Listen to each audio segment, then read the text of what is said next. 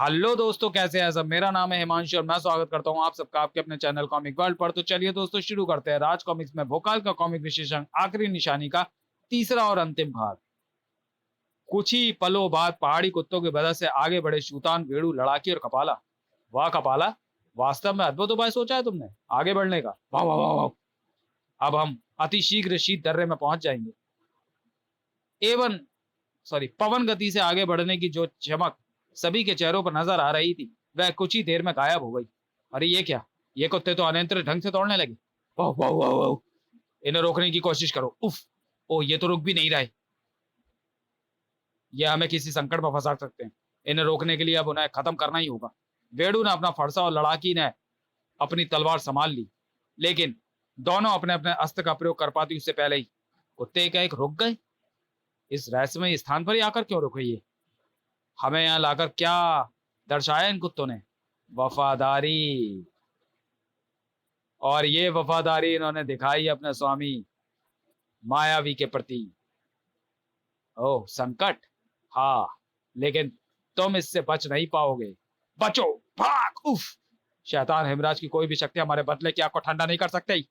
मैं ठंडा करूंगा भी नहीं, मैं तो उसे समाप्त करूंगा तुम्हारे ही साथ। भाग। उफ,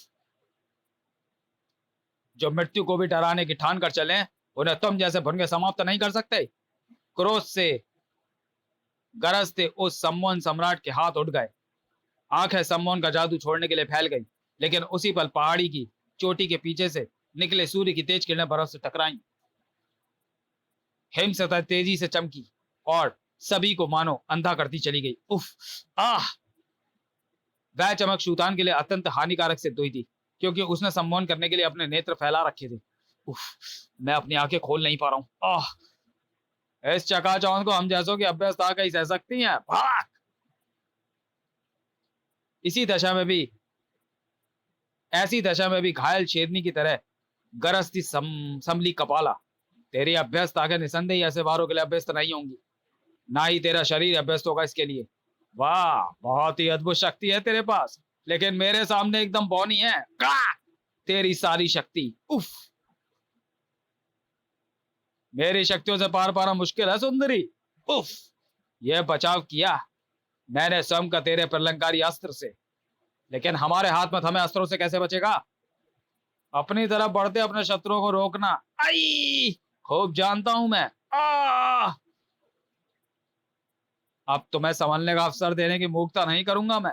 भेड़ू और लड़ाकी को बंदी बनाने के बाद मायावी ने अपनी शक्ति से हिम की धरती में बनाया हुआ गहरा गड्ढा, और फिर जाओ इस गड्ढे में जहां मृत्यु तुम्हारी प्रतीक्षा कर रही है।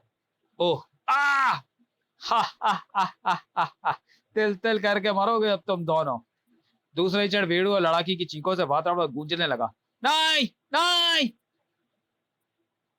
कटार की बाती शूतान के कानों में प्रवेश कर रही थी। भेड़ू और लड़ाकी की चीखें। आ, आ! अगर मैंने भेड़ू और लड़ाकी को बचाना है तो अपनी आंखें खोलनी होंगी, चाहे वह तेज हिम चमक से फूटी क्यों ना जाए। दूसरे ही क्षण शूतान ने अपने आंखें एक झटके से खोल दी। इसी के साथ उसकी बाछें खिल गईं। वाह, सूर्य पहाड़ी की चोटी के पीछे चला गया। इसका तात्पर्य देवता भी चाहते हैं कि हम सब जीवित रहें और समाप्त हो वह शैतान। भाग।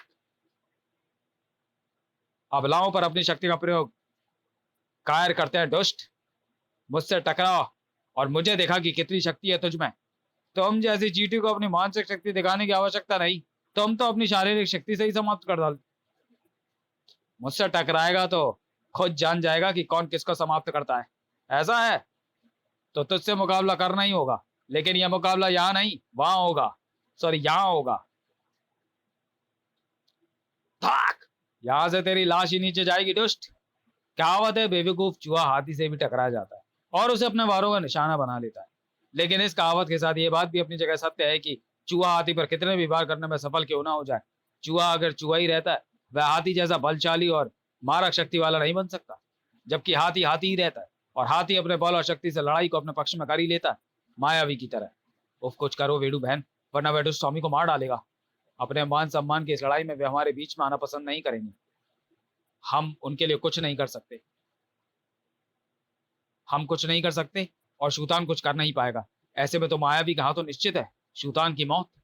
सचमुच ऐसा ही था। मायावी के एक तेज बार से मौत की तरफ लहरा उठा था शूतान, लेकिन मौत के शूतान तक पहुंचने से पहले ही उस तक पहुंची वो अद्भुत रस्सी और पहुंचा मंत्र सम्राट तिल्ली। राको, संभालिए शूतान को। शूतान को सुरक्षित नीचे उतारने के बाद क्रोध से भभकता तिल्ली मायावी के सामने उतरा। मुझे गौर से देख ले शैतान, कहीं मृत्यु के पश्चात तुझे इस बात का दुख ना हो कि तू सामने खड़ा साक्षात मौत को ना देख सका, लेकिन तुझे अपनी मौत के बाद इस बात का दुख अवश्य होगा कि तूने मुझे संभलने का अवसर क्यों दिया। मायावी ने कर दिया अपनी मानसिक शक्ति का एक घातक प्रहार, लेकिन मंत्र के बल पर तिल्ली न सिर्फ अपने बचाव का बल्कि उस पर वार करने का प्रबंध पहले ही कर चुका था। तिल्ली के सामने ना तेरी शैतानी ठहर पाएगी और ना तू। मुझे पराजित करने का विचार तेरे हृदय से निकलेगा जरूर, लेकिन तब जब तेरे शरीर से तेरी जान निकल जाएगी।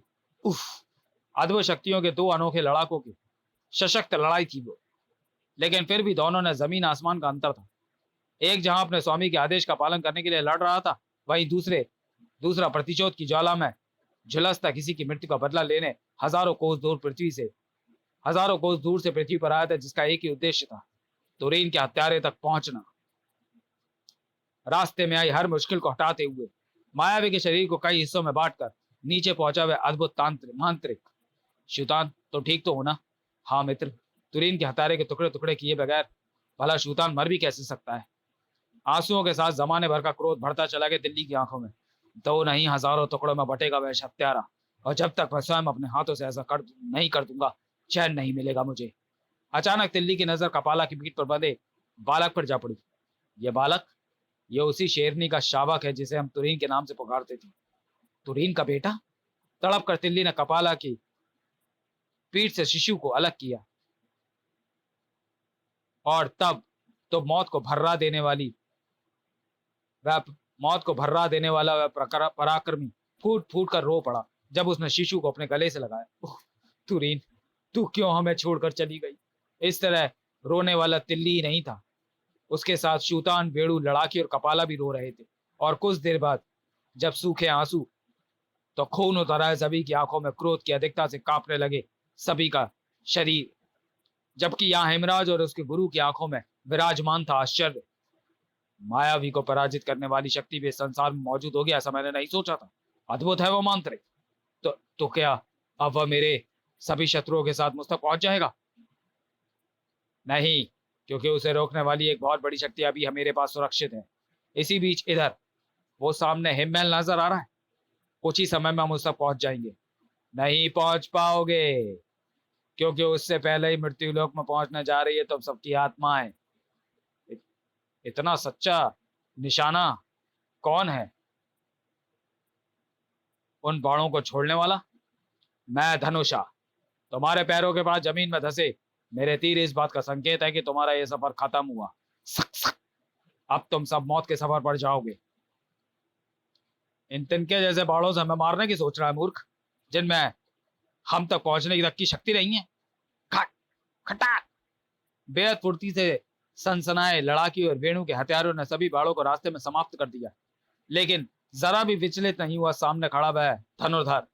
उन बाणों के टूटने का मुझे कोई दुख नहीं है, क्योंकि ऐसे बाणों का भंडार है मेरे पास।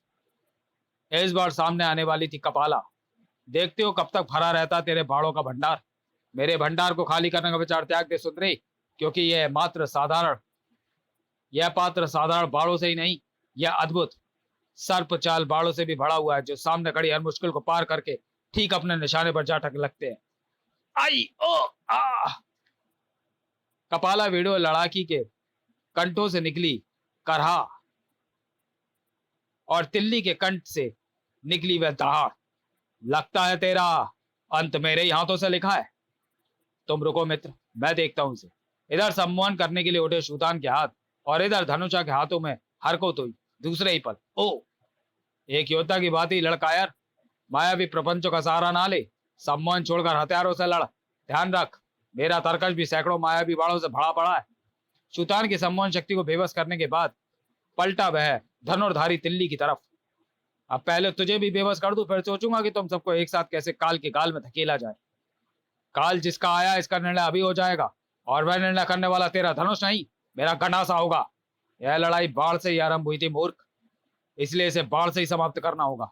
ऐसा ही सही, लेकिन लड़ाई समाप्त करने वाला वह बाण भी मेरा ही होगा। बचपन से खेलता आया हूं मैं इनसे। गुजरते हुए हर पल के साथ भीषण होती जा रही थी वह लड़ाई, लेकिन उसमें हारता कोई भी नजर नहीं आ रहा था। और ऐसा होता भी तो कैसे? अद्भुत लड़ाके जो थे दोनों, जहां एक ने मंत्र की आग में खुद को तबाह कर कुंदन बनाया था, वहीं दूसरे ने अभ्यास की भट्टी में अपना ऐशो आराम जलाकर खुद को धनुर्धर बनाया था। जहां मंत्र पढ़ते ही एक के हाथ में अद्भुत अस्त्र प्रकट होते थे, वहीं दूसरे का तरकश दिव्य बाणों से भरा था। ना एक की मंत्र शक्ति चूक रही थी, ना दूसरे के तरकश से तीर खत्म हो रहे थे। लेकिन फिर भी हर लड़ाई की तरह इस लड़ाई को भी खत्म तो होना ही था, और इस लड़ाई को खत्म करने की पहल करने वाला था धनुषा। बस अब इस सारी आंख मिचोली के साथ तेरा जीवन भी समाप्त होने जा रहा है, क्योंकि मेरे हाथ में थमा यह बाण लक्ष्य भेदी बाण है। और लक्ष्य भेदी बाण का सिर्फ एक ही लक्ष्य होता है, अपने लक्ष्य को भेदना। आज ऐसा नहीं होगा। आज अपने लक्ष्य तक किसी भी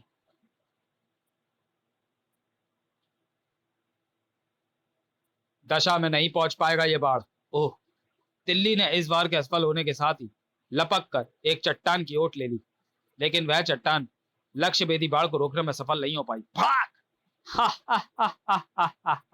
तेरा कोई भी मंत्र तुझे इस मृत्यु से नहीं बचा पाएगा।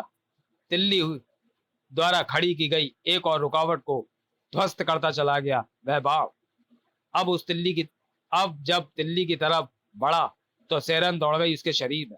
और ऐसा होता भी क्यों ना, मौत जो थी ठीक उसकी आंखों के सामने।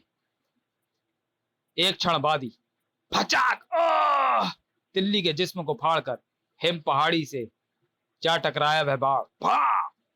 दूसरे ही क्षण मानो महाप्रलय आ गई। रेत के ढेर की तरह गिरती चली गई वह हिम पहाड़ी। इसी के साथ सारा शीत डर्रा शूतान वेड़ू लड़ाकियों कपाला की चीखों से गूंजता चला गया। और वे चीखें निसंदेही उनकी अंतिम चीखें थी। बर्फ के उस पहाड़ के नीचे दफन होकर रह गए थे सभी। खुशी से झूमी उठे थे हिमराज और उसका गुरु। देखा हिमराज, मैं ना कहता था धनुषा मेरी सबसे बड़ी शक्ति है, इसका मुकाबला कोई नहीं कर सकता। सचमुच मेरे शत्रुओं का समाप्त कर मुझे अजय बना दिया है धनुषा ने। अब मैं चैन की नींद सो सकता हूँ। अरे ये क्या, तुमने मेरे सामने ये तीर क्यों छोड़ा धनुषा? तुम्हें तुम्हारा वचन याद दिलाने के लिए, तुम्हें यह बताने के लिए कि अब तुम्हें मेरी बहन को अपनी पत्नी और मेरे भांजों को भावी सम्राट घोषित करना है। मैं वही वचन तुमसे लेकर तुम्हारे शत्रु का समाप्त करने का पाप करने को तैयार हुआ था, याद है ना? हाँ हाँ हाँ, याद है। भला हिमराज अपने इस वचन को कैसे भूल सकता है? क्यों हिमराज? हाँ हाँ हाँ हाँ हाँ गुरुदेव। अपने चेहरे पर परम संतोष के भाव लिए गुफा से निकला धनुषा। आखिर आज मैंने एक भाई होने का कर्तव्य निभाई दिया। हिमराज की सैकड़ों रानियों में से अपनी बहन को, इसकी वास्तविक पत्नी और उसके पुत्र को भावी सम्राट का अधिकार दिलाने में सफल हो ही गया मैं। और ऐसा करने के लिए मैंने अपने हाथ 5 निर्दोष व्यक्तियों के लहू से रंगे। इस कृत्य के लिए पता नहीं देवता मुझे माफ करेंगे या नहीं। सोचते सोचते बोझिल होती चली गई धनुषा की आंखें। और तब जब उसने अपनी आंखें बंद की, उफ नहीं, चीख मारकर उठ बैठा धनुषा। और फिर दूसरे ही पल वह जान छोड़कर भाग खड़ा हुआ। नहीं! जल्दी ही धनुषा पागलों की भांति एक स्थान की बर्फीली सतह को अपने हाथों से खोद रहा था। कुछ देर बाद जब धनुषा के हाथ रुके तो फटी रह गई उसकी आंखें। नहीं नहीं! धनुषा के कंठ से निकली वह चीखें निश्चय ही उस घाटी में आने वाले तूफान की सूचक थी, जिससे पूरी तरह बेखबर था हिमराज। हा हा हा हा हा, मेरे सबसे बड़े शत्रु समाप्त हुए हैं आज। घोषणा कर दो कि आज पूरी घाटी में उत्सव मनाया जाए। उत्सव की नहीं मातम की तैयारी कर हिमराज, क्योंकि हम सब अपनी जान बचाकर तेरे प्राण पखेरु को उड़ाने आए हैं। तुम सब जीवित हो? हाँ, और ये कैसे हुआ ये हम भी नहीं जानते। इतना जरूर पता है कि जब मैं धनुषा के लक्ष्य भेदी बाढ़ से बचने का प्रयास कर रहा था तो अचानक मुझे एक तरफ अपना प्रतिरूप बनता दिखाई दिया। मैं कुछ समझ पाता उससे पहले ही लक्ष्य भेदी बाढ़ मेरे प्रतिरूप की धज्जियां उड़ाता हुआ हिम पहाड़ी में जा टकराया। और फिर वह हिम पहाड़ भर भराकर हम सबके ऊपर गिरता चला गया। लेकिन हमारा बाल भी बांका नहीं हुआ, क्योंकि एक रहस्यमयी शक्ति हमारी ढाल बन गई थी। मैंने अपने मंत्रों से हमारी मददगार उस रहस्यमय शक्ति का स्रोत पता करने की बहुत कोशिश की है, मगर मैं सफल नहीं हो पाया हूँ। लेकिन इतना जरूर है कि वह शक्ति है हमारी शुभ चिंतक ही। हिमराज की कड़कती आवाज ने तिल्ली का ध्यान भंग किया। संयोग से मृत्यु से एक बार बचने के बाद तुम सबकी भलाई इसी में थी कि तुम वापस लौट जाते, क्योंकि ऐसा करके तुम स्वयं को इन अस्त्रों का शिकार होने से बचा लेते। तेरे ये अस्त्र हमारी परछाई तक भी नहीं पहुंच पाएंगे धोखेबाज। जबकि मेरी मंत्र शक्ति से बने ये अस्त्र छलनी कर देंगे तेरे शरीर को। तुम्हारे इन अस्त्रों को छलनी करने के लिए शरीर अवश्य मिलेगा, लेकिन वो शरीर मेरा नहीं, इनका होगा। कच! अब मुझ पर कोई वार करने से पहले यह सोच लेना कि वो मुझे नहीं, कई निर्दोषों को मारेंगे। उफ, अपनी रानियों को इस दुष्ट ने अपनी ढाल बना लिया है। अब हम उस पर वार नहीं कर सकते। उफ, धनुषा धारा छोड़ेगा धुएं के छल्लों से अगर मेरी आंखें प्रभावित नहीं होती तो अब तक मेरे संबंध में फंस गया होता ये दुष्ट। क्रोध से कांप उठे सभी। आज तू बचने के चाहे जितने जतन कर ले कायर, लेकिन तू बच नहीं पाएगा। मृत्यु तेरा भाग बनकर ही रहेगी। आज तुझे तुरीन पर किए गए एक एक जुल्म का हिसाब देना ही होगा।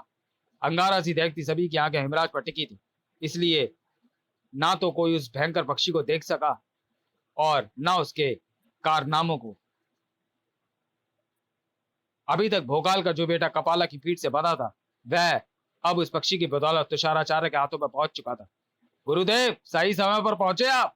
बालक को छोड़ दे दुष्ट, वहीं रुक जाओ। अगर तुम में से किसी ने भी मेरी तरफ बढ़ने या मुझ पर वार करने का प्रयत्न किया तो मार डालूंगा मैं इस बालक को। जमीन से ही चिपक कर रह गए सभी के कदम, क्योंकि सभी को अपनी जान से ज्यादा प्यारी थी तुरीन की वह आखिरी निशानी। अब तुम सबके कदम मृत्यु के रास्ते पर चलेंगे। एक क्षण बाद ही हिमराज सभी को बेबस कर चुका था। हा हा हा हा हा, तुरीन से बहुत प्यार करते थे तुम सब, मृत्यु लोक में जाकर अब उससे खूब मिलना, और ये सब वहां पहुंचेंगे इन खूंखार पंक्षियों की बदौलत। हा हा हा हा हा, ओह ओह, आह उफ आह। तुरीन के हत्यारे का सफाया करने आए वे पराक्रमी अब खुद समाप्त होने जा रहे थे, क्योंकि उनमें से कोई भी नहीं चाहता था कि उनकी आंखों के सामने ही समाप्त हो जाए तुरीन और भोकाल का नाम लेने वाला। हा हा हा हा हा। लेकिन भविष्य को उस पराक्रमी को अधरों पर खेल रही थी मुस्कान। शायद उसे आभास हो गया था कि आ पहुंची थी मदद उस विशेष बाण के रूप में, जो उसे पापी के हाथों से छुड़ाकर उन सुरक्षित हाथों में ले गया था जिनका स्वामी था धनुषा। हाँ मैं, लेकिन मैं अकेला ही नहीं हूं। मेरे साथ ये दोनों भी, जिन्हें तुमने उनका अधिकार देने के बजाय मौत देकर हिम के नीचे दबा दिया था। पहचान इन्हें हिमराज, ये मेरी वही बहन और भांजा है जिन्हें इनका अधिकार दिलाने के लिए मैं वर्षों से तेरी और तेरे गुरु की दास्ता करता आया। मुझे क्या मालूम था कि बहुत पहले ही ये तेरे अत्याचार का शिकार हो गए। ये वो बात शैतान, बंद कर अपनी जुबान, क्योंकि आज मेरे बाड़ों के बोलने का समय है। पहले इनका बोलना तो सुन ले धनुषा, जो तेरी बोलती को सदा के लिए बंद करने हेतु तेरी तरफ बढ़ रहे हैं। धनुषा के बाड़ों की चिंगाड़ के आगे तो आज मौत की भी आवाज बंद हो जाएगी। इनके क्या बेसात है। बारिश की बूंदों की तरह बरस उठे बाड़ों ने मानो वहां प्रलय मचा दी। धनुषा हमारा मददगार बन गया है, लेकिन वह हिमराज उसके गुरु का मुकाबला ज्यादा समय तक नहीं कर सकता। हमें शीघ्र इन बंधनों से मुक्त होकर उसकी सहायता करनी होगी। लेकिन इतने मजबूत बंधनों से हम मुक्त कैसे होंगे? ऐसे में मेरी सम्मोहन शक्ति कुछ कर सकती है, और मेरी सम्मोहन शक्ति तभी काम कर सकती है जब मैं अपनी धुएं से प्रभावित आंखों को इस लायक बना लूं कि वह सम्मोहन कर सके। अपने प्रयासों में जुट गया शूतान जल्दी ही सफल हुआ। कड़ाक! इसी बीच हिमराज अपने प्रयास में सफल होने जा रहा था। इस समय धनुषा का ध्यान गुरुदेव की शक्ति को नष्ट करने में लगा हुआ है। यही उसे समाप्त करने का सही अवसर है। हिमराज के हाथ से निकली कई किरणों से बने कई घातक हथियार धनुषा की मौत बनने की उसकी तरफ बढ़े, लेकिन उस तक पहुंच नहीं पाए। अब तेरी कोई भी शैतानी नहीं चलने वाली शैतान। वेड़ू के फरसे से निकली किरणों का शिकार बने थे हिमराज के हथियार, और तिल्ली के मांत्रिक हथियारों को शिकार बने उसके हाथ। इधर हिमराज दर्द से तड़पता नीचे गिरा, और इधर गिरा उसका गुरु तुषाराचार्य लावा बनकर। फच फचाक! भबकता हुआ हिमराज की तरफ पलटा धनुषा। अब इस दुष्ट की बारी है। ठहरो मित्र, अगर तुमने इसे मार दिया तो हमारे सीने में सुलगती रहेगी वह आग, जो उस शैतान को मारने के बाद ही ठंडी होगी। शूतान के वार के पश्चात ही संभलते हुए हिमराज पर एक साथ सभी ने अपने अपने वार किए। दूसरे ही चढ़ भाग आई गूंजी थी हिमराज की अंतिम चीख, जिसे सुनकर अपार संतोष नजर आने लगा था सभी के चेहरे पर। साथ ही संतोष के भाव नजर आ रहे थे वहां प्रकट हुई उनकी आकृतियों के चेहरों पर भी। महर्षि गाजो बाजू, महारानी रसिया, मैं समझ गया, आप ही वो व्यक्ति है महर्षि जिन्होंने मुझे धनुषा के लक्ष्य वेदी बाढ़ के साथ साथ हम सबको साक्षात मृत्यु से बचाया। सही समझे पुत्र। इसके बाद हमने अपनी शक्ति से धनुषा के बारे में जानकारी प्राप्त करके उसकी मृत बहन और भांजे का पता लगाया और धनुषा को उन तक पहुंचाया। हमने अपने तरीके से तुरीन के हत्यारे से बदला ले लिया और बचा ली उसकी आखिरी निशानी। तुरीन के बालक की तरफ पलटते ही एक बार फिर आंसुओं से भरती चली गई सभी की आंखें। समाप्त। तो चलिए दोस्तों, वीडियो को यहीं समाप्त करते हैं और मिलते हैं भोकाल सीरीज की अगली कॉमिक्स चुड़ैल मां में। बेहोश और घायल भोकाल आज जिसे ममता की छांव की और एक आंचल की जरूरत है, उसे मिली वो चुड़ैल मां, जिसका आंचल आज कफन बनेगा और ममता की छांव बनेगी मौत की धूप। राज कॉमिक्स में भोकाल सीरीज का सनसनीखेज कॉमिक्स। तो चलिए दोस्तों, मिलते हैं चुड़ैल मां में। तब तक के लिए धन्यवाद।